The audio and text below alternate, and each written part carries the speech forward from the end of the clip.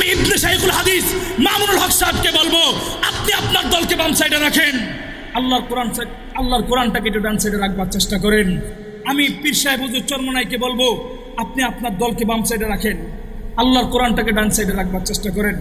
আমি জামাতের আমিন ডক্টর শফিকুর রহমানকে বলবো, তুমি তোমার মওদুদিবাদ জামাতে ইসলামকে বাম সাইডে রাখবার চেষ্টা করো, আল্লাহর কোরআনটাকে ডান সাইডে রাখো। তিনজন ইসলামিক নেতারা তোমরা একই প্যান্ডেলে আসো।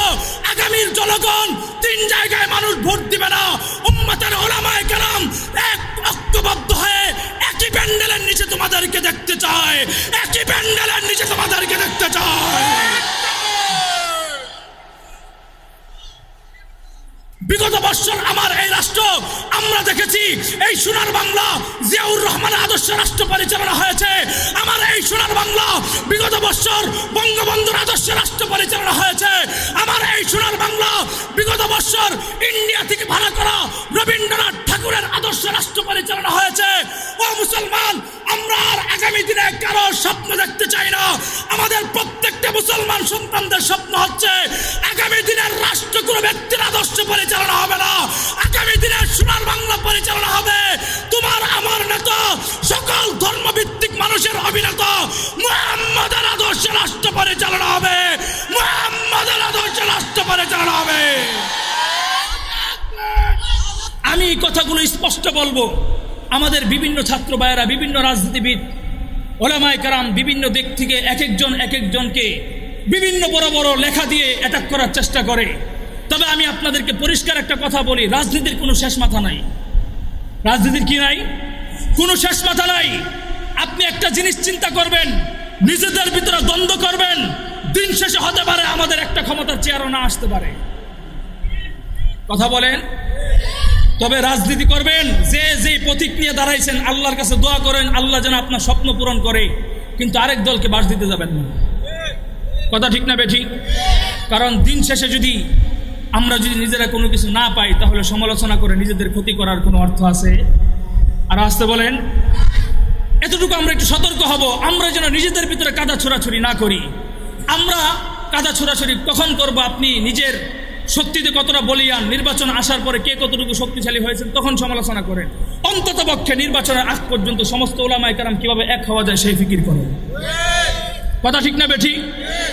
এই জন্য তো আমরা বলি যে আমাদের আগামী দিনের রাষ্ট্র আমরা কিভাবে দেখব, কিভাবে ওলামায়ে কেরাম পরিচালনা করবে, সেটা তো আমরা বলতে পারি না। তবে জনগণের একটা চাহিদা আছে।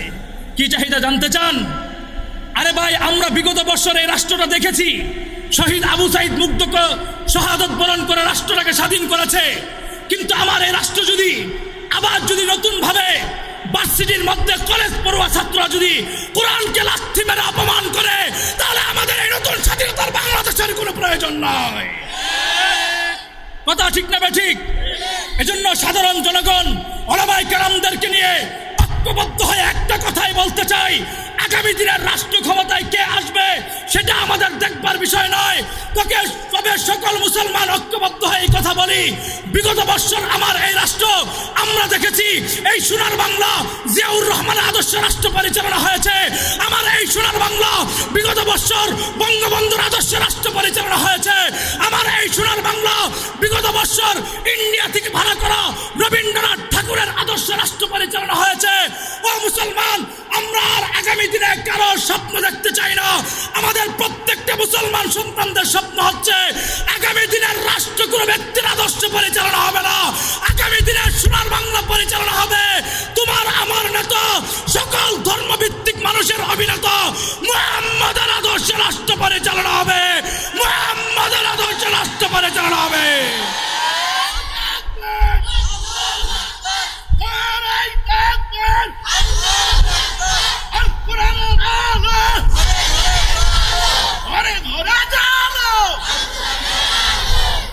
মুহতারাম হাজরিন, কথাগুলা বলতে হয় এজন্য, নতুন স্বাধীনতার পাওয়ার পরেও যদি আমরা এভাবে যদি কোরআনের অবমাননা দেখতে থাকি, তাহলে আমাদের শহীদ আবু সাইদের আত্মাগুলো কবর থেকে আমাদের জন্য অভিশাপ করবে।